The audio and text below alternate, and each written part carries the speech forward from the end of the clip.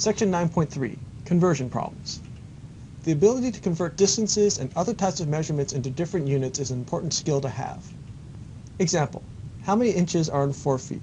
You may be able to intuitively pick up that the answer is 48 inches, and that you get the 48 by multiplying 4 by 12. But we want to go through the process of thinking this through carefully. Why would you do 4 times 12? Well, there's a relationship that you have in your head that says 1 foot is the same as 12 inches. And this is the relationship that allows you to get from inches to feet. We start with 4 feet, and the way that this works is that we need to multiply by a fraction that makes the units cancel out correctly. Now in this case we have the 4 feet, I'm going to write it as 4 feet over 1 to remind us of a fraction, and we need the feet to cancel out. In order to do that, we need to have feet on the bottom and inches on top of this fraction. Now the fraction that we multiply is built out of the relationship. 1 foot equals 12 inches. As long as you have one of those in the numerator and one of those in the denominator, we will be able to move forward.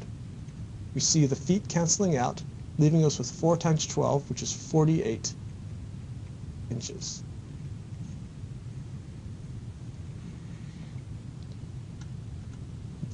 Example, how many feet are in 60 inches? We use the same relationship.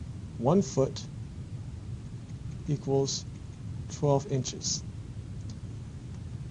We're starting with 60 inches, and we need to multiply this by a fraction that will make the unit of inches cancel out and leave us with feet.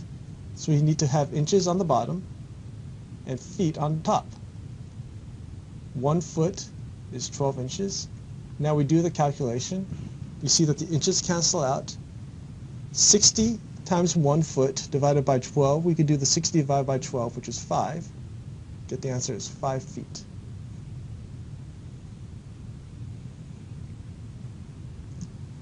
Example, if there are 5 blips in a blob, how many blips are there in 10 blobs? These are just nonsense words that have been put together for the purpose of helping you to think about what's going on. When you take a science class like physics or chemistry, you'll be working with units that you may not have any familiarity with at all. And so you need to learn how to manipulate the symbols even if you're not sure what they are. We're starting with the relationship. 5 blips equals 1 blob. And we're starting with the value 10 blobs. Our goal is to convert this into blips.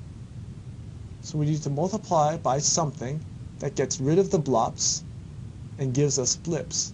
If we put blobs in the denominator and blips in the numerator, that will work out because the blobs will cancel out. Now we look at the relationship. 5 blips is 1 blob. The answer is 50 blips.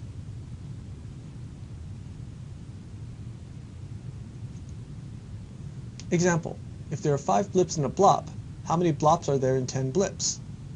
Once again, we're going to have the same relationship. 5 blips is 1 blob. We're starting with 10 blips, and we need to convert this to blobs. So we need blips in the denominator and blobs in the numerator to make them cancel out. There are 5 blips in 1 blob. So now the blips cancel out.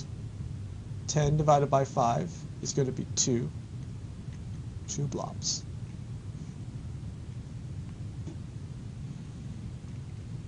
Example, convert 30 inches per second to feet per minute. This problem is more complicated because we have multiple units. 30 inches per second. And we're going to convert this to feet per minute. Before we can do this, we need to know what our relationships are. 12 inches is 1 foot, and 60 seconds is 1 minute. And so we're going to use this information to create fractions that will cancel out these units appropriately. We will convert the inches first. We need inches on bottom and feet on top. 1 foot is 12 inches. That will make the inches cancel out. Now we need the seconds to cancel out, which means we need 60 seconds on top and 1 minute on bottom. Now the seconds cancel out. We can now do the arithmetic. We'll go ahead and multiply 30 by 60 first, which is going to be 1,800. And we still have units of feet on top. And on the bottom we have 12 minutes. 1,800 divided by 12 is 150. And so the answer is 150 feet per minute.